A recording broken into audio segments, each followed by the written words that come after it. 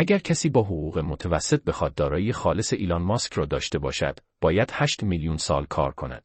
این 30 برابر بیشتر از طول عمر بشر است و در همین مدتی که طول کشید تا این را به شما بگم، ایلان $100,000 دیگر درآمد کسب کرده است. اما جنون‌آورترین موضوع درباره ایلان این است که او حتی ثروتمندترین فرد تاریخ نیست. او در واقع حتی نزدیک هم نیست. اگر به گذشته نگاه کنید، افرادی بودند که ایلان را ورشکسته نشان می‌دهند. بیایید ثروتمندترین انسان را پیدا کنیم.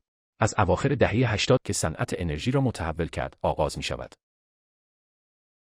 پابلو اسکوبار، او هفته‌های $420 میلیون درآمد داشت، اما دارایی‌اش پس از تورم فقط $80 میلیارد بود. پس روی کاغذ او ایلان را نمیبرد. اما برخلاف دیگر افراد ویدیو، ثروت پابلو به سهام یا سیاست وابسته نبود. او فقط دلاری واقعی داشت. او هفته‌ای $1000 صرف کش‌های لاستیکی می‌کرد و آسیب آنها سالی $2 میلیارد هزینه داشت. بنابراین پابلو ثروتمندترین فرد تاریخ نبود. اگر منظور پول نقد است، او احتمالاً این کار را کرده. به گذشته برگردیم تا نوعی متفاوت از ثروت را ببینیم.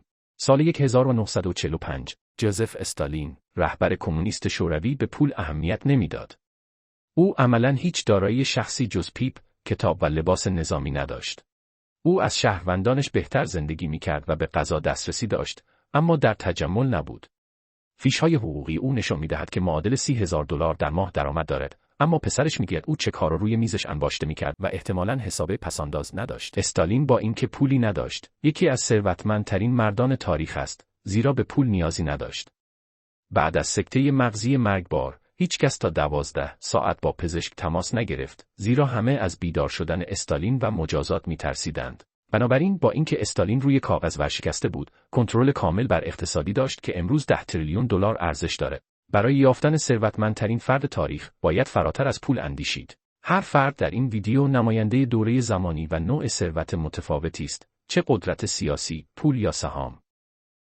تنها یک نفر به عنوان ثروتمندترین فرد تاریخ تعیین خواهد شد. ادامه قسمت کی پولدارترین مرد جهان است رو اگه میخوای ببینی روی ویدیوی بعدی تو کانالم کلیک کن. باورت نمیشه چه کسایی تو لیست سوم و چهارم هستن.